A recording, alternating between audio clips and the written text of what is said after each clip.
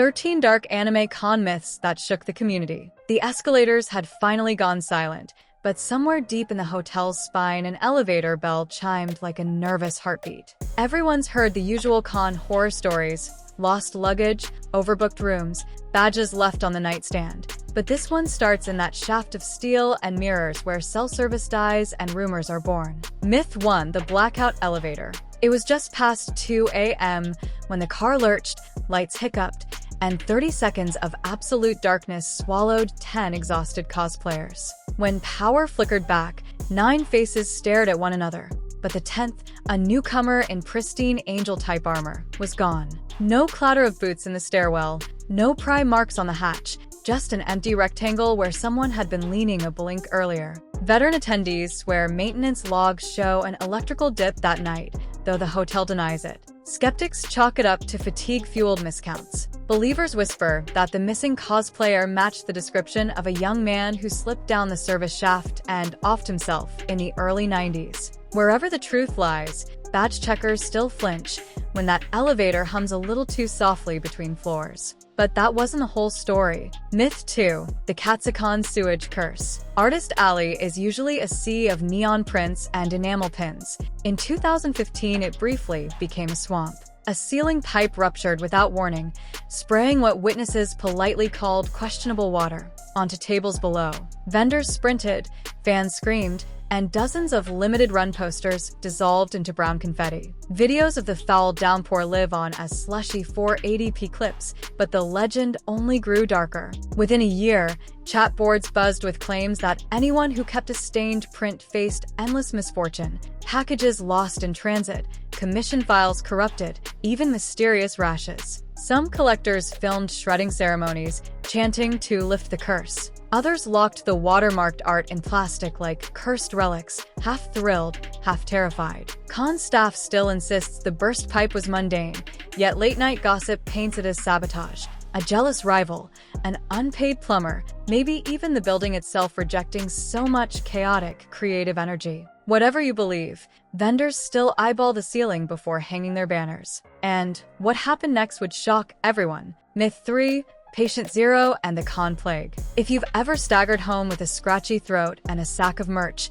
you've met the infamous Con Plague. But the community traces its lore back to a single, sweat-drenched attendee, dubbed Patient Zero, who allegedly coughed through a Saturday morning panel more than 20 years ago. By Sunday, half the room was feverish, or so the story claims. As the myth evolved, Patient Zero morphed into everything from an overworked staffer to a sickly booth babe determined to honor her contract. Reality check: scientists blame close quarters and recycled air. Yet every time sniffles spread, that shadowy figure returns in anecdotes, a cautionary avatar for hand sanitizer vendors. The legend even fuels conspiracies that certain hotels tweak ventilation to save costs, letting germs breathe like gremlins. Official health guides politely beg attendees to wash their hands, but folklore always outpaces fact, because nothing reinforces a cautionary tale like waking up hoarse on Monday. Still, the night had more secrets to give. The lobby looked innocent enough during the day: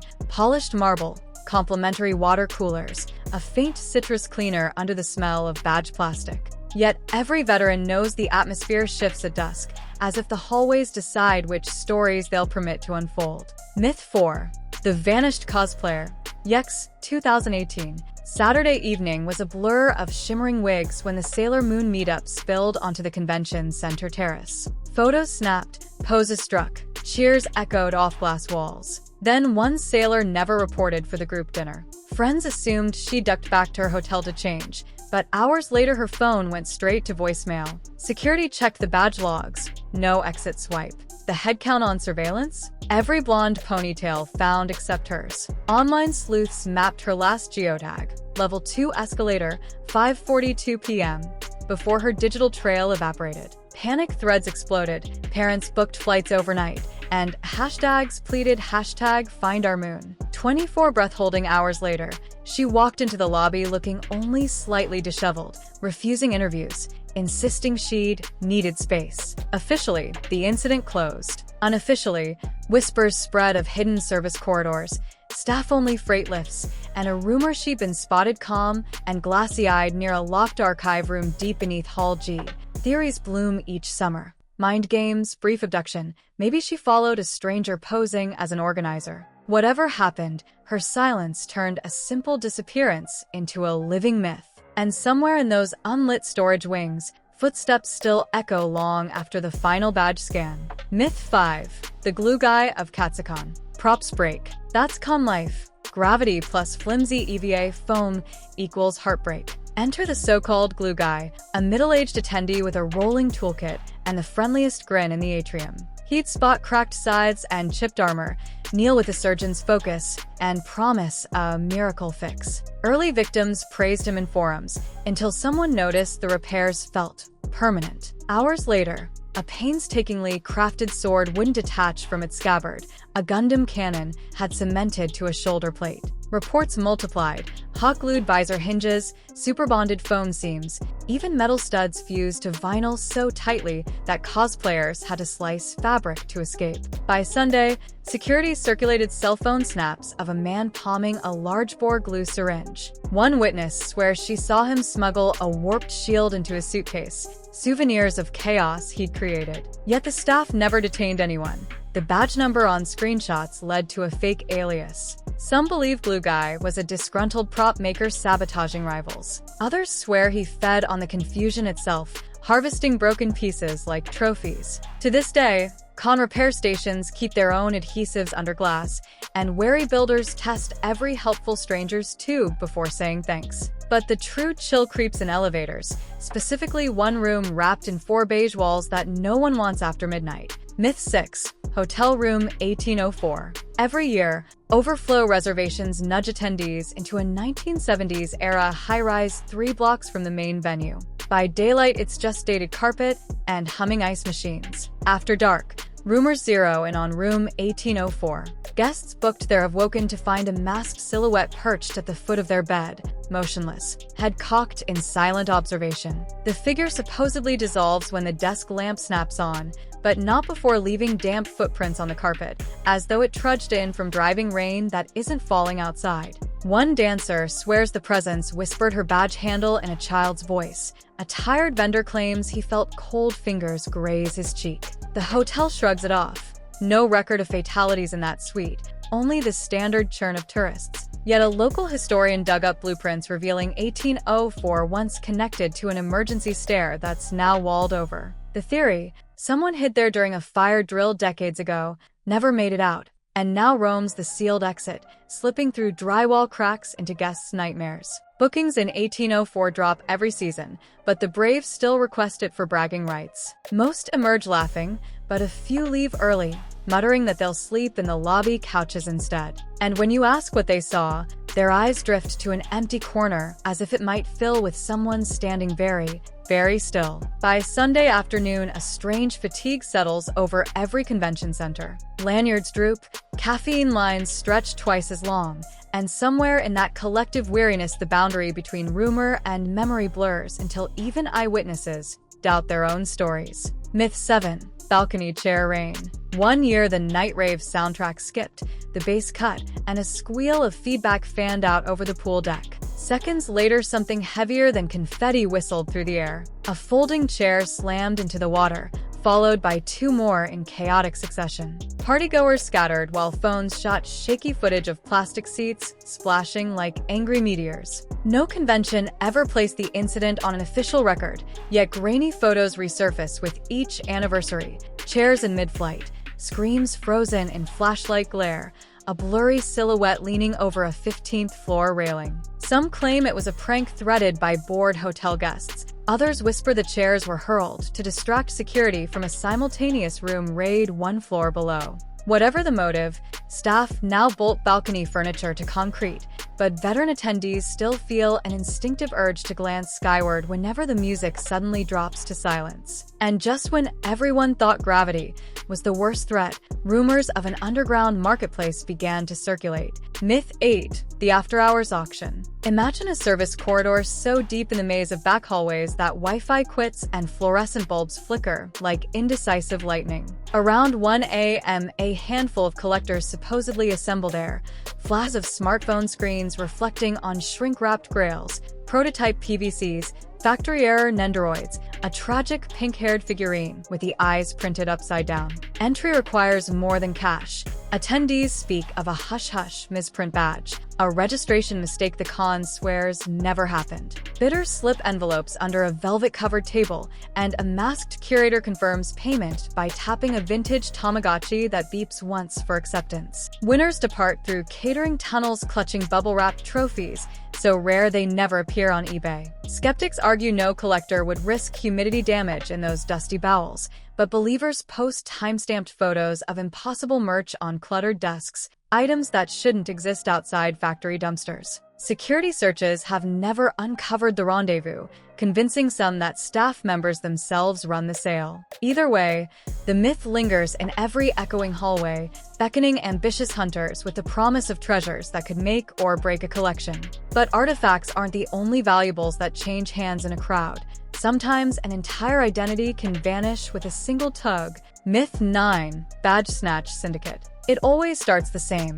A sudden jolt in a shoulder-to-shoulder merchandise line, a polite apology, and a second later your lanyard feels oddly lighter. An organized crew, urban legend dubs them the Syndicate, roams high-traffic choke points waving decoy badges festooned with stickers to confuse CCTV. One distracts with an energetic selfie request, while another flicks a scalpel-sharp blade across the strap, replacing your VIP laminate with a tourist tier day pass before you even notice. By the time you figure it out, the thief is blocks away, flipping your credentials to scalpers who refresh resale sites in real time. Forums have chronicled entire sting operations, fans coordinating frequencies on walkie-talkies, volunteers marking suspected members with discreet ink stamps, security dogs sniffing for lamination chemicals. Yet the syndicate evolves yearly, rumored to employ costumers who can forge holographic foils in hotel bathrooms using hair dryers and metallic nail polish. Organizers boosted wristband checks and embedded NFC chips,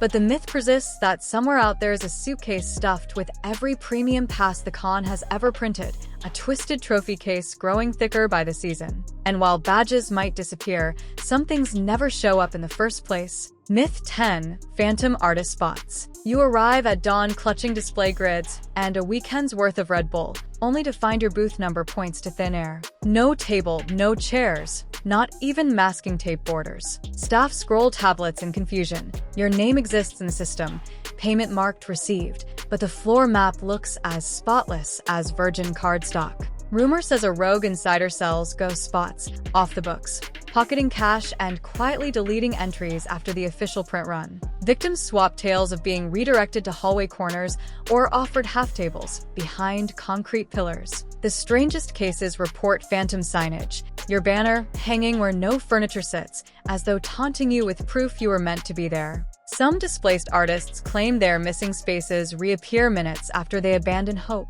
occupied by strangers who possess identical receipts. Attempts to expose the scam face dead ends, CCTV mysteriously drops frames, email trails vanish, and complaint forms sink into administrative black holes. Whether conspiracy or clerical chaos, the myth turned phantom spot into a verb. I got phantomed, and every Artist Alley vendor now triple checks their table the night before doors open, afraid the dawn might greet them with a patch of empty carpet instead of a livelihood. The final hours of any convention feel like a collective exhale, boxes retaped, banners yanked down, escalator hum replaced by the clack of rolling suitcases. Yet folklore insists the most unsettling stories wait for that fragile lull, when vigilance slips and exit signs glow a little too brightly. Myth 11. The alarm pull heist. It begins with the shriek of a fire bell slicing through half-empty aisles. Vendors abandon cash boxes, attendees stampede toward fluorescent arrows, and suddenly security's carefully plotted flowchart shreds itself. In those frantic 3 minutes, every time, always 3, masked figures reportedly zip down deserted rows, tossing high-value statues and limited edition Blu-ray sets into duffel bags. 1 year the count was precise, 31 alarms in 48 hours, all timed between panel turnovers when crowd density peaks. Staff claim they've upgraded panels to anti-tamper covers. Insurance adjusters whisper about insider lock codes leaked for a cut. The real kicker? Some eyewitnesses swear the thieves don't bolt for exits. Instead, they duck behind maintenance curtains, only to reappear minutes later wearing fresh badges and calm smiles, as though the chaos were merely a costume change. Rumor says a hidden freight elevator acts as their wormhole, whisking loot to loading docks before the all-clear even echoes. To this day, any sudden alarm sets off a secondary chorus of snapping camera shutters, everyone hoping to catch that phantom crew on film, but the only thing ever captured is the crowd's own panic, looping back into legend. Still, the most haunting clamor isn't a siren but a melody that clings to velvet curtains long after the music stops. Myth 12. Ghostly Yonsei Ballroom. A decade ago, a freestyle dance competition crowned its winner under sweeping chandeliers. In the final spin of a dramatic finish, a young performer, known only as DJ Yonsei in fan lore, collapsed mid-beat. Medics rushed in. The official statement labeled it heat exhaustion. Yet rumors insisted his pulse never returned. The following year, tech crews setting up the same stage heard static morph into a muffled bass line even with mixers unplugged. More unsettling, spotlights reportedly flickered to trace a lone silhouette swaying at stage center, matching the exact choreography of Yonsei's final routine. Audience members describe feeling an icy pocket of air drift across rows whenever the phantom set begins, though HVAC logs record nothing abnormal. Lighting operators now tape over the dimmer labeled ballroom fade, convinced that sliding it too low invites an encore no one scheduled. Some DJs refuse to spin bass-heavy tracks after midnight, claiming frequencies below 40 Hz. Wake 'em up. Skeptics chalk it up to power surges and tired nerves, yet every closing ceremony someone inevitably glances toward the catwalk, swearing they see a figure bow in gratitude before dissolving among dusty beams. And if that chill isn't enough, consider the quiet hallway outside the main exhibit hall where a life was allegedly snuffed out, rewritten in memos as something far more ordinary. Myth 13. The quiet cover-up. Storage Hall C smells like cardboard, stale coffee, and freeze-dried carpet cleaner. It's the place staff retreat to cry over bent merch or sneak a 5-minute nap. According to whispered lore, it's also where a senior volunteer was found sprawled behind a stack of unused crowd control stanchions, lifeless, a capped syringe glinting by his hand. Official notes describe a medical episode and urge privacy for the family. But contradictions seeped out. Janitors recalled biohazard disposal teams, EMTs allegedly spoke of a possible OD, and one night shift guard insists hazmat signs covered the door till dawn. Con leadership threatened bans for anyone spreading unsubstantiated claims, yet the rumor calcified. Every year, fresh volunteers take roll call, and someone inevitably asks if Section C is still locked. Some swear the door handle stays warm, as if gripped from the other side. Others report a faint chemical smell, sweet and nauseating, whenever deadlines pile and coffee runs thin. Whether tragedy or gossip, the hallway now doubles as a caution sign. Check on your friends, pace your caffeine, and remember that conventions run on people first, schedules second. But that wasn't the whole story, because every myth shares a pulse beneath the theatrics, reminder of the fragile community beating at its core. Elevator vanishings, cursed prints, phantom dancers. Each tale started as a ripple, one strange incident magnified by midnight chatter, yet together they reveal a deeper pattern. Conventions become small, temporary cities where fatigue, excitement, and anonymity collide. In that charged space, the line between accident and intent blurs, transforming glitches into prophecies and mishaps into hauntings. Maybe the blackout elevator only lost count of its passengers. Maybe Yonsei Ballroom's flicker is nothing but faulty wiring. And maybe every theft, vanish, or cover-up hides a simpler truth buried under layers of rumor. What matters is how the community responds, posting safety tips, sharing sanitizer, labeling adhesives, checking on quiet friends. These myths endure not just because they thrill us, but because they warn us, reminding everyone to hold fast to reality, even as cosplay dreams swirl overhead. The next time a badge scanner beeps or a fire bell rings, pause and wonder, is this just another hiccup in the con's heartbeat, or the birth of the 14th myth future attendees will whisper about long after the lights go off?